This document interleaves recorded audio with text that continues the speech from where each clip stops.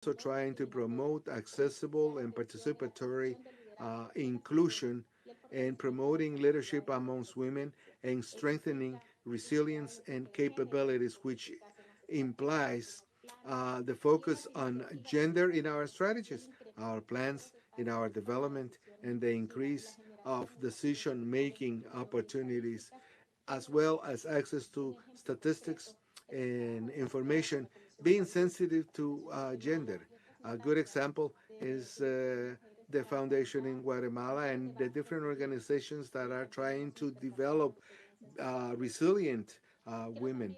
I also want to point out the different efforts geared with the Central American Tourist Office. We are trying to provide the necessary tools to prevent all kinds of risks and threats of a climatological nature, to strengthen the local economy and the development of coherent policies and the preservation of the environment.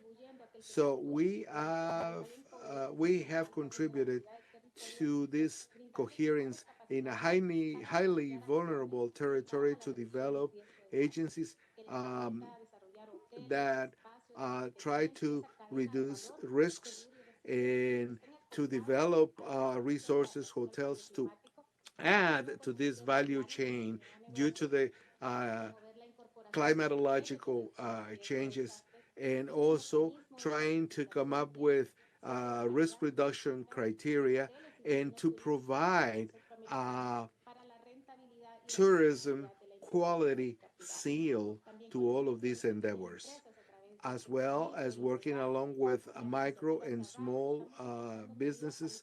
We are promoting measures to strengthen those alliances focused on risk and creating risk assessment in the textile and the manufacturing sector and the company commercial sector to come up with resilient companies.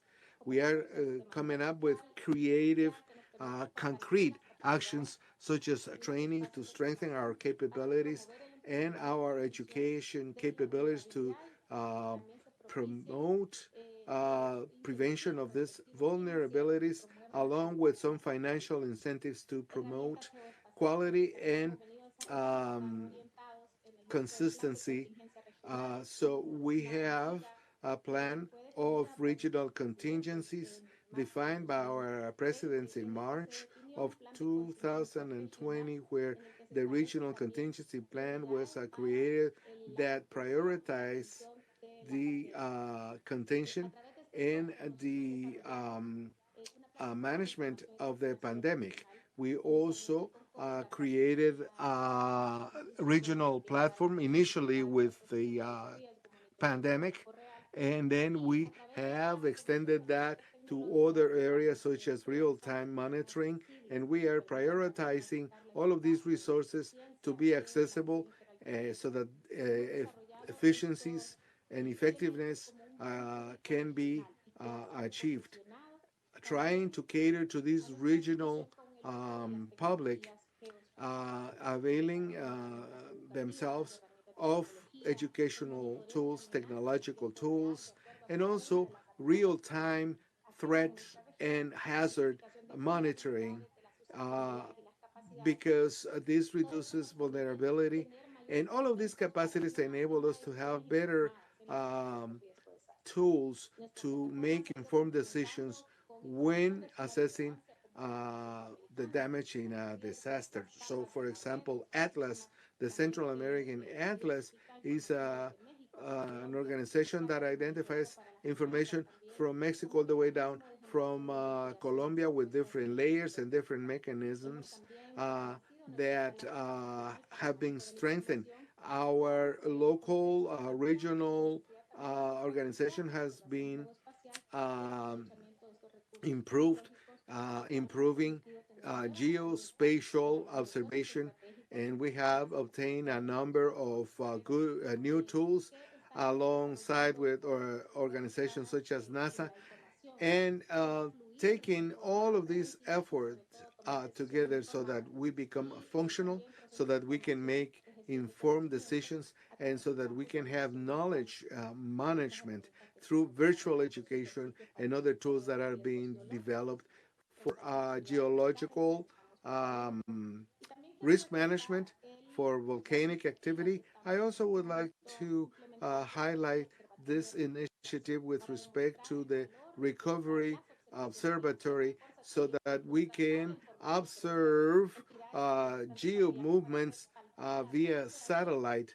uh, so as to be able to recover sooner from a disaster of this kind, so that we can follow it up, so that we can have the appropriate planning. We are hoping that this can be incorporated at the national level through existing damages in those areas that were also impacted by hurricanes, and identifying new risk scenarios that were impacted by this phenomena alongside our capabilities.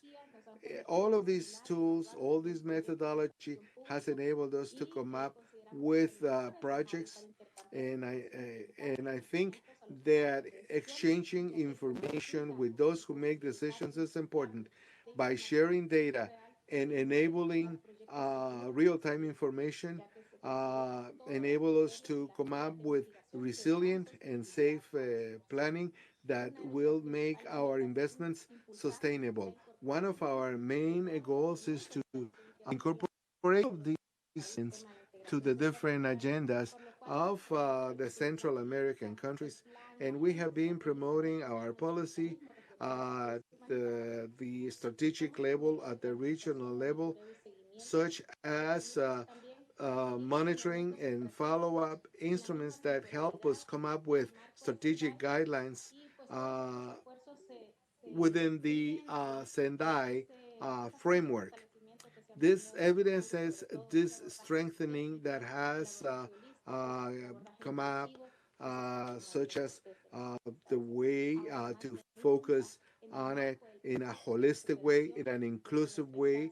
And so, within the framework of recovery, we are focusing all our efforts on this, uh, adding a multi threat dimension to our preparedness so that our countries can cooperate with each other so that we can create better development conditions, to have a transformative vision, and to gear our public and private organizations toward that transformation and a better articulation between the different sectors so that our disasters can be managed as real management, risk assessment and management programs with of all of our companies that are more vulnerable and Right. ever more exposed to this phenomena. So thank you very much for this opportunity.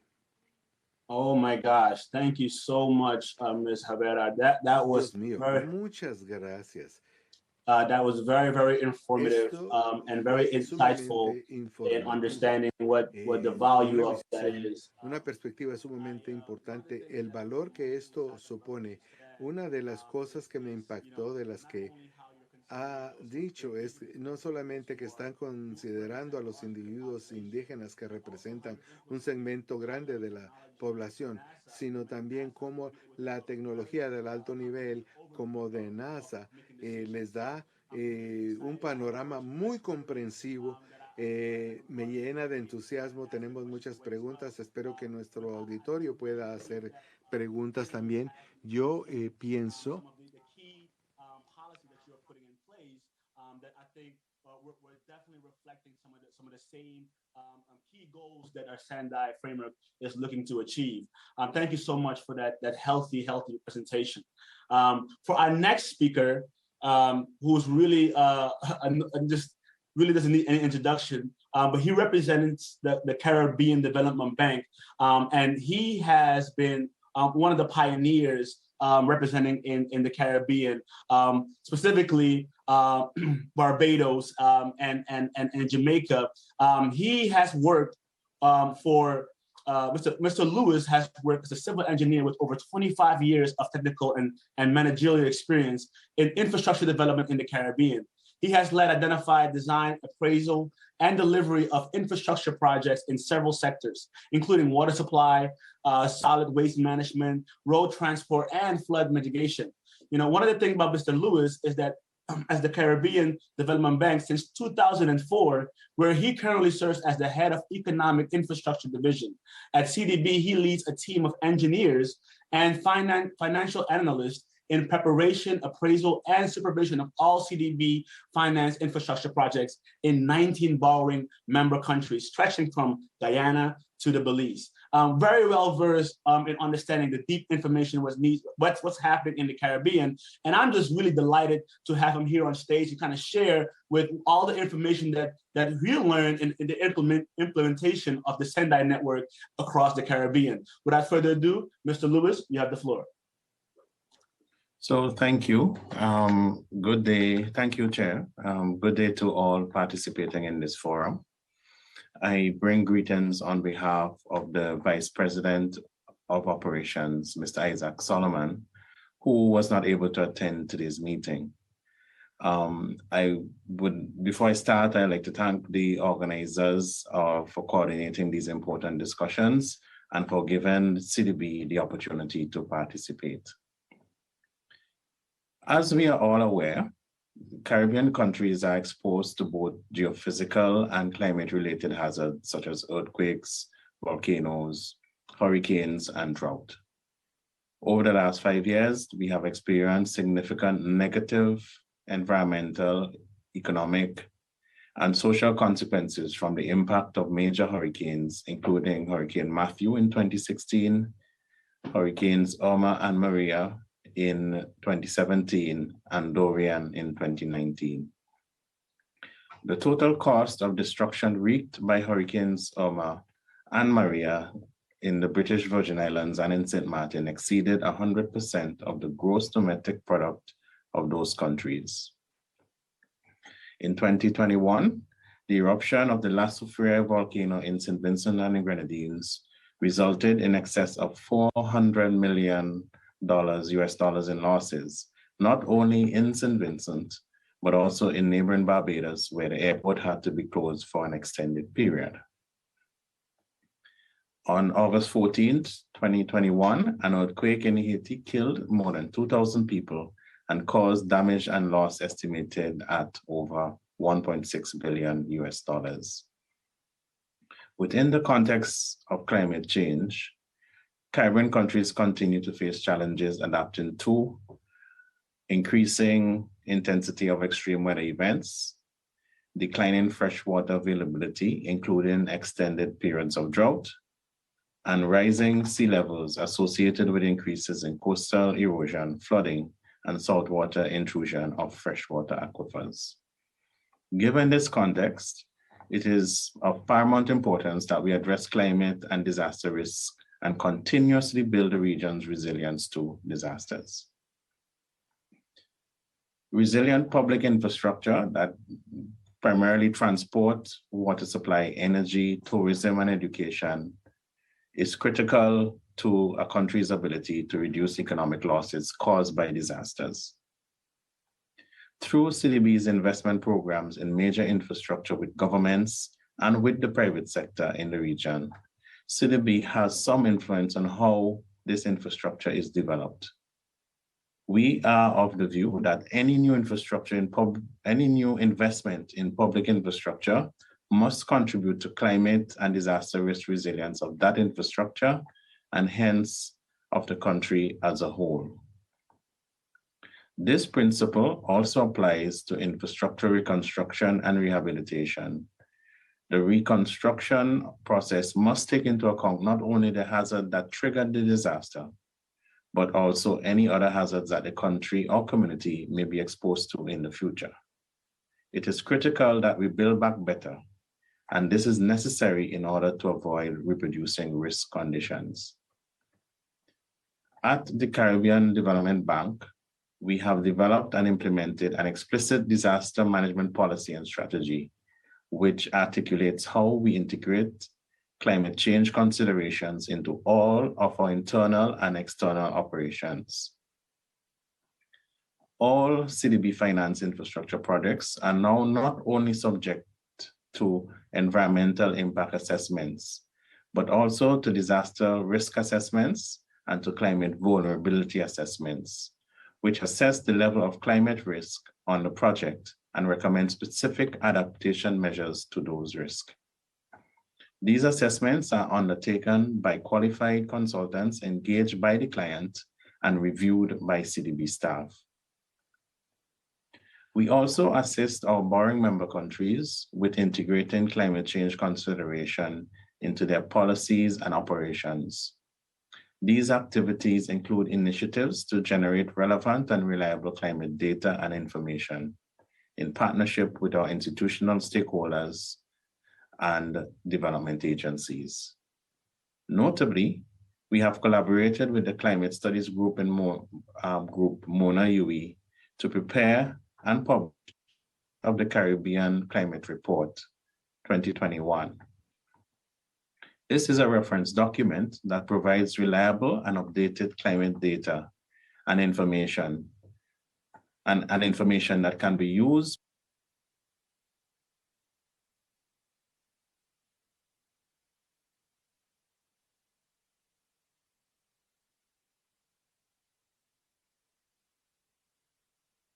to develop more robust regional and national early warning systems and support impact-based forecasting in the region. We have also collaborated with the water and transport sector professionals to develop tools and manuals for integrated climate adaptation into infrastructure planning. For the tourism sector, the bank assisted the Caribbean Tourism Organization in the development of a multi-hazard risk assessment management guide and a sustainable tourism policy and development framework to facilitate tourism stakeholders to incorporate disaster risk management, climate resilience, and gender-sensitive approaches to sector planning and operations. In the education sector, CDB supported CDIMA in their Safe Schools program, which looked at development of safe school policies for Antigua and Barbuda, Dominica, St. Kitts and Nevis, and St. Lucia. It is intended that these policies will be used by the ministries of education in the respective countries to inform disaster risk reduction and environmental protection measures in their schools. To summarize, CDB has integrated disaster risk and climate vulnerability assessments in all of its internal and external operations. All of our major investment in regional infrastructure now require climate impacts to be factored in the project design. We have worked with regional stakeholders to improve climate science data and the development of tools to inform evidence-based planning and effective measures to enhance disaster reduction and resilience building in several key sectors, including water supply, transportation services, tourism, and education. We are aware that many gaps still remain, and the bank is committed to continuing to work with both public and private sector partners to overcome these challenges and to build a resilient and sustainable Caribbean. Thank you.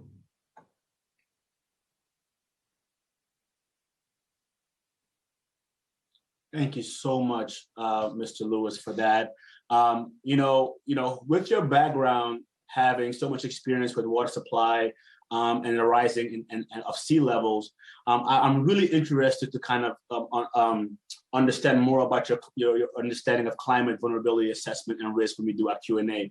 Very, very insightful information, and the data really speaks for itself of the impact. Thank you so much for that introduction, that breadth of information that we really need to adhere to. So moving to our next panelist, we have Dante Arenas from ECLAC. Dante is an agronomist, an agrarian economist from the Pontificia Universidad of Chile. Representative of ECLAC is in the technical secretariat and the steering committee of the New York of National Public Investment System of Latin America and the Caribbean, Red SNP. As an ILPES official, he conducts research, technical assistance, and training for government and public officials of various countries in the region in the areas of planning, budgeting, result-based management, public investment, and evaluating of public policies. Ladies and gentlemen, without further ado, I'm really excited to hear about our next speaker, Mr. Dante Kurutu. Dante?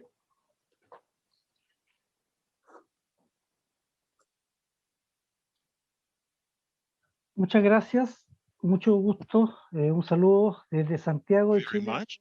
Nice to meet you. Nice to see everyone. Greetings from Santiago, Chile, Aporte. I'm here to talk to you basically about public investment and the role it plays in reactivating our economies. Reactivation of the economies that has to be different from what we're used to, from what we've gone through, not only because of the pandemic, but the social crisis that we're in. And I believe I will be able to control my presentation slides on my own. So let's begin. I would like to tell you about the role that investment plays in growth, meaning increasing human capital and monetary or financial capital by investing in education, for instance, for human capital, a very important element to increase productivity, revenue, and the population well-being. Now, this would be the typical structure that allows us to understand economic growth. We have labor or work, investment, and growth. This investment has to be the appropriate one in terms of its quantity, its amount to be invested, but also in quality. That's extremely important according to our network and our national investment system from CEPAL and from HEICETA. We provide assistance to that network, and we have focused not only in the quantity or amount of investment, but also the quality. It has to be a profitable project for that type of social investment that we're trying to allocate. Now, in terms of public investment, that goes beyond economic and public growth because we're talking about public investment that is a key factor for sustainable growth, resilient, and inclusive for that country. Not only economic growth I'm talking about, but it also has to allow us for equality among regional areas, the achieving of its goal or its purpose, and what's in the agenda 2030, and also to improve the quality of life for those most vulnerable in the population, because economic growth not always achieves that, an improvement in the quality of life based on all the indexes. And turns out that sometimes people do not end up living a better life. So employment has to go up, but the quality of life, because the structural crisis that we have in Latin America and the Caribbean, on top of the climate change and the climate challenges, has to be fought by public and private investment. But in this new frame or this new type of investment that is centered around its citizenry and increasing capital, human capital, and financial capital to achieve that sustainable development, sustainable growth, decreasing inequality, adding to those sectors that not only can increase people's incomes, but also their quality to sustain that growth. And also, it has to be centered around those sectors that can promote technological change or technological improvements. Those would be 7 sectors to allocate those investments. You can see them on the screen. So it would have to be renewable energy, electric transportation, digital development, healthcare, manufacturing, agricultural, and hydrotechnologies, and also sustainable tourism. Those are the sectors that we believe in CEPAL that the investment has to be allocated to in order to generate sustainable development, sustainable growth, taking into account all these environmental and social factors. Now, taking into account the role that we play in the public network, we are working on training, the development of methodology, sharing insights so that all of us countries that are members can generate a common knowledge to share best practices, cooperate and talk, and improve all these sectors. I can show you those 16 countries that are part of our network. We also have Jamaica, who has not participated as actively, but it has participated. And then you can go to our webpage shown right here to go over that methodology, all those aspects related to our network. And the observatory and lab that I worked at, it's also listed there. And I can tell you also some of the details that I have been working on in these countries to economies. First of all, and let's pay attention to this, we're still in the middle of the pandemic. This is not over yet. And some of the countries are thinking of activating that. Was their action going to be or reactivating themselves? For instance, Uruguay is focusing on supporting its transportation network, electricity network. Paraguay the same. Chile has no plans, but it has already predefined that it needs to work on those networks.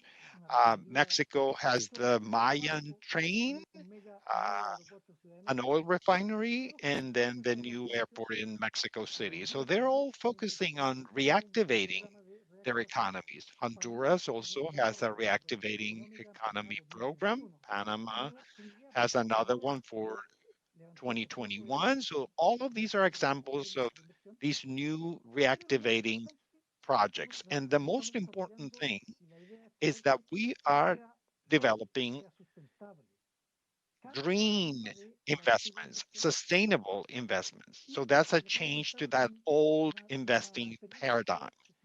And I can share an experience with you from Chile and Peru, and also Costa Rica, Honduras, Guatemala, and Nicaragua are just about to, which is to do an identification of the social cost of carbon and fuels and assess that so that more profitable projects, the ones that have a better understanding, are those that have less carbon byproducts. We're also working with ELICAP in Costa Rica to develop some methodology and to be able to incorporate that in our countries. And these are just ideas. Thank you so much. Thank you so much, Mr. Karutu. There are two things that I love about Muchas, what you said was muchas quantity versus gracias. quality. That is Una very, cosa very que me important, gustó especially when we're thinking about a new age and a new approach approach to be more resilient in our recovery. Moving on for the sake of time to our next speaker. And our last, we say the best for last, right? Because our next speaker, we will be able to kind of really take it home in providing some of the insights of who we are. I won't give her a long introduction. One of the things that I will say about her that's very brief is that she gave a proposal for poverty reduction and fiscal decentralization issues. And I think that's really represents of who she is as a representative for the multi-sector, no other than Zoila Porto Carrero. Ms. Carrero? Thanks a lot, Sergio. Actually, I will present in Spanish, but I can my presentation. Let me know if you can show it. Thanks. Perfect. So, ¿por qué hablar o vincular la información sobre Okay, so why should we connect the information that we have about disaster risk with activating our economies? Just as some of my colleagues have mentioned that we are still in an emergency situation. We have not leave it behind us. We are still in recovery mode. And in order to reactivate the economies, we cannot forget about the opportunity to rebuild in a better way, to make better use or more efficient use of our resources. That's the reason why I want to share with you this example that in our countries in Central America and the Caribbean, for instance, El Salvador, we are countries that we could reach up to 95% or perhaps more of our population exposed to that disaster risk. Different parts of our territory, more than 95% of it is prone to those risks, to those threats. Hence, any type of investment, whether public or private, has to consider those risks. That is, if we want to really take into account that investment against those risks, because whenever we have a flood or an earthquake, we would have losses against that capital infrastructure investment. So that's what I want to share with you, that we have to involve the participation of all different departments, whether fiscal or development departments, that we are all going to suffer and face the losses from that disaster, not only the human element, but also in our own pockets. And when our infrastructure gets damaged, we have a decrease in all of those aspects, and the investment goes up through the roof, and then the government has to generate more capital in order to rebuild that infrastructure, and that's the type of status in which our economies find themselves at. Most of our countries are trying to spend more and more to reactivate those economies. So how can we do away with all of that? That is to invest and to spend so that we have everything focused in reducing the poverty and improving social equality. How can we work towards that? All new investments, first of all, would have to try to reduce those risks that already exist and do not add on to those with new risks. I'm sorry, but I was not able to move on to my next slide. There we go. Thank you. Now, how can we focus on that? So we can start with strategic paths to recognize those risks of disasters. What we've been facing in all of our departments and entities is the need to articulate all that information, all those details, not after the impact or the disaster once it took place, but before, so that we're better prepared and we can also generate resilient investments. So first, we have to generate more better information. We would also need tools, financial instruments that would allow us to mobilize those resources quickly. We have all those tools, but in reality, they should not be competing against each other, but complementing each other. And that's where I want to center on, to incorporate those risks and those elements in the disasters in the cycle of public investment, monitoring, supervision, and incorporate it as an added value to make that public expense make better sense of it. Where are we spending so that we can have an appropriate path for that? This is what we've been working on at the World Bank in Central America and the Caribbean to support their respective treasury departments so that they can work jointly, holistically,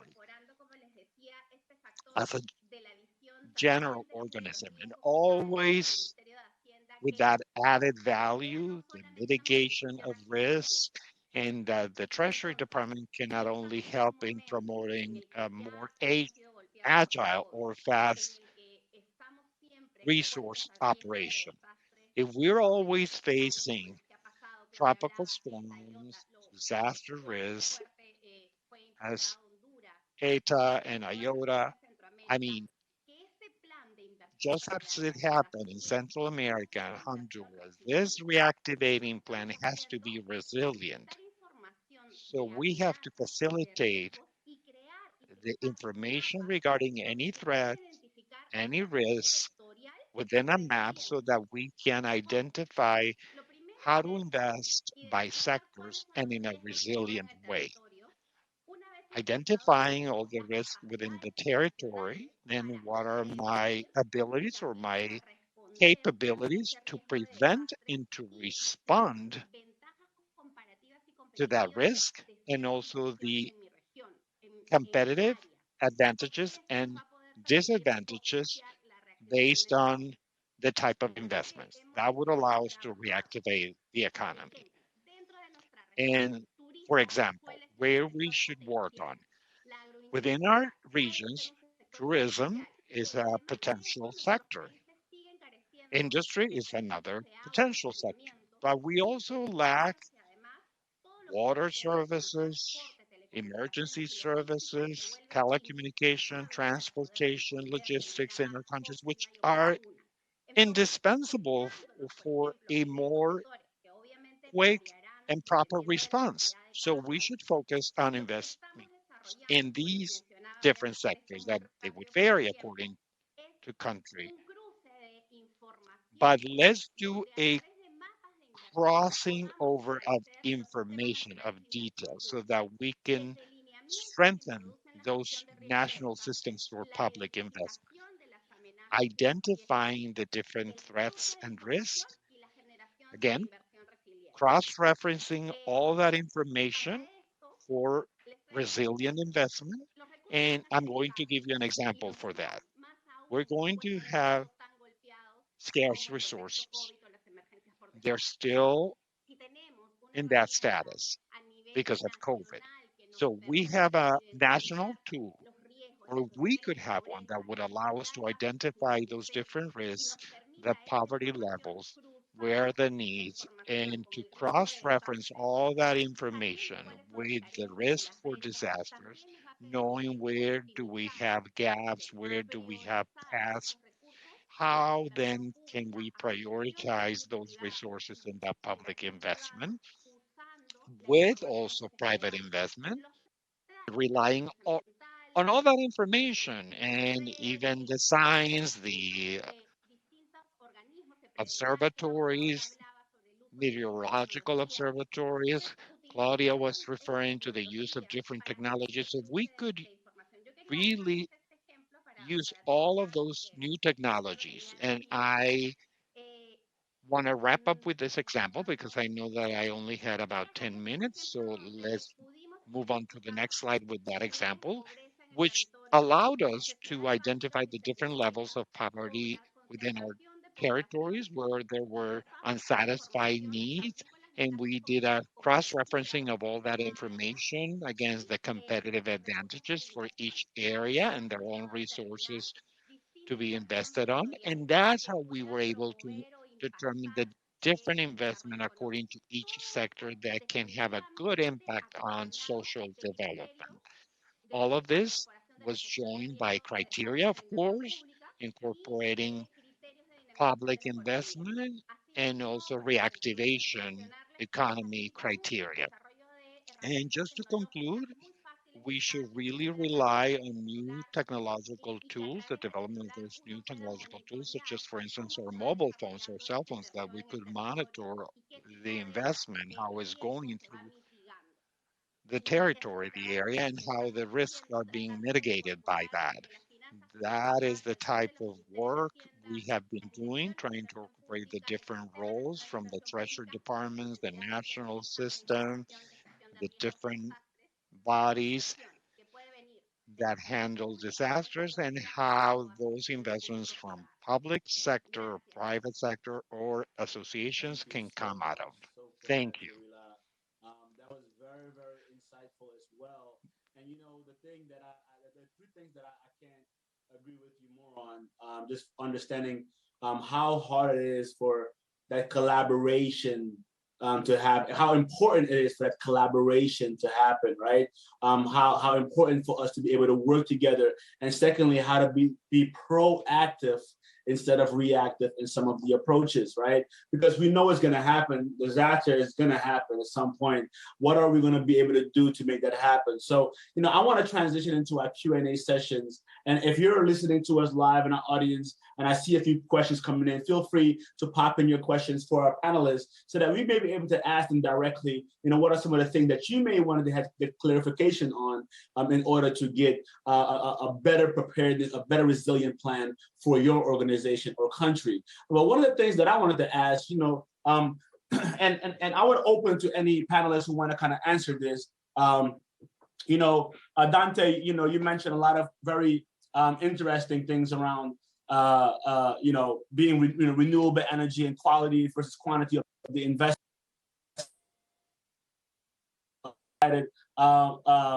A lot of inclination of the assessment of how important it is to have climate vulnerability assessment and risk assessment, right?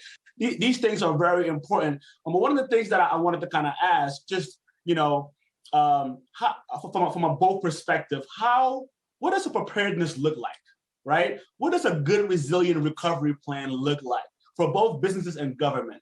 I would love to kind of get any of our panelists to kind of answer that just briefly and directly. I have two more questions if we don't have it. Anyone?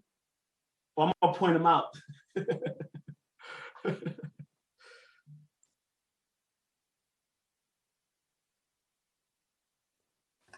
So let me take a stab at this. The question was that what does a disaster plan look like?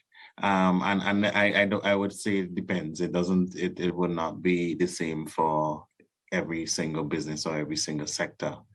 The thing is to know where your vulnerabilities are, I think. For a private sector, business continuity planning and so on is absolutely essential that you could that you could understand how you can continue your services to your clients in the event of an extreme disaster. In the event of a water utility, in the case of a water utility, for example, you know where your vulnerabilities are, you know where which systems are vulnerable to flooding, to damage from landslides and so on. So the issue is to be fully understand where your vulnerabilities are and have contingencies in place where you can respond in a timely manner. Or if the damage is even more severe than was planned for, have a plan B, right? So there's no template that you can fit. It is really for you to have an understanding of where the vulnerabilities are in your system and plan for those. So it has to be evidence-based. The other thing I wanted to throw out is something I witnessed in 2017, I think it was, where a storm of such intensity hit the BVI, or two storms hit the BVI, where the planning didn't matter, where not only was the infrastructure, the water and road and so on, severely damaged, but the government buildings were all decimated. And the homes of the people who ran the government were also decimated. So you had a scenario there, which I think where the entire system is dysfunctional for a period of time. And, and I think that's something that nobody in the past has actually planned for, and something we need to be taken into account moving forward, because those storms started off as category 1 and increased so rapidly to category 5 that it took many of those countries off guard when it hit them, Dominica, and so on. So those are the kind of things. So it really has to be tailor-made for your system based on your vulnerabilities and the context in which you work. That would be my attempt at that answer, Sergio. No, I really appreciate that answer, because you can plan for the worst, but Murphy's always there, or something always going to go worse what you haven't prepared for.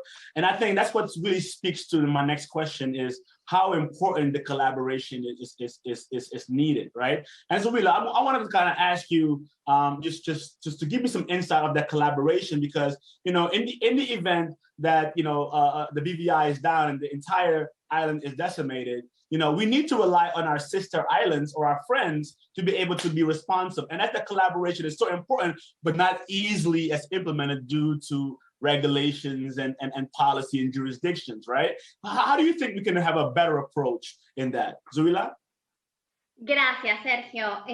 Definitivamente quería comentar sobre este punto porque todos los países. Thank you, Sergio. I really wanted to comment on that because all of us countries can have different plans for risk management, but then also different impact from the event or the disaster. But if I had to summarize it in four bullets, I would have to start with information. Recollecting information, all those details about our current status, and the coordination of the different sectors, that we have to have a leader or be empowered, politically empowered, so that we can coordinate technically all those sectors and mobilize all the resources quickly, fast. And the fourth bullet would be a procurement, a purchase and acquisition process for everything that's necessary. So coordinating, sharing information, joining efforts, and having all those processes to acquire and produce efficiently, respond efficiently. And in terms of answering your question about leadership and empowerment to cooperate, that is critical, especially when you find yourself in an emergency situation and in that emergency. But I would not want us to get lost in that emergency itself, but prior to it, by identifying those mitigating projects, generating all that information that can serve us as a region so that we could all be better informed and make better and critical decisions. And as an example, I can tell you, for instance, we join forces, six different sectors, organisms, when we have dry runs, and it starts with the potential event to the execution. When the alert is sent out, then it becomes a state of emergency. It activates all these financial tools and donations that articulate the different sectors, that response is generated, and then all the funding comes out, direct participation, and then we can identify after that some territories spend more than a year to implement all that. So how can we be expecting a quick response when all these processes for public or private investment can take us so long. So coordination and cooperation to make those processes quickly, efficiently is crucial Thank to you me. so much for that, Zorila. I really appreciate that. And yes, information is key. As we wrap up this session, I really want to thank our panelists all for really being here and sharing that breadth of information. I've taken a bunch of notes, and a summary will be available for our audience to be able to have some more of a summarized and access to those slides as well. As we close out, I also want to like to thank the UNDRR for organizing this event, Jamaica, and the SEDIMA for really being taking action, right? Taking the right actions, the steps to form a collaborative environment. The one thing I want to leave us with is, let us never forget that success is when preparation meets opportunity. But in our case, it could save a life. So thank you so much. Thank you for being here. And I really appreciate you allowing us to share this information under this umbrella. You have a wonderful day and God bless. Thank you.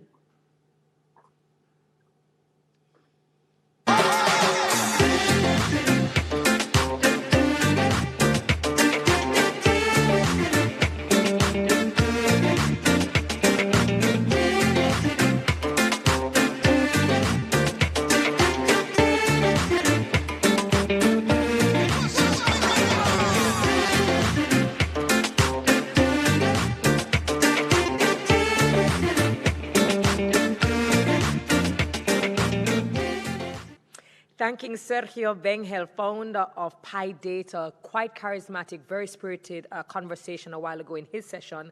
And I'd also like to thank the other moderators in the other parallel session, session 4, Juan Mendez and Pablo Escribano, for taking the panelists as well as the participants through that particular session.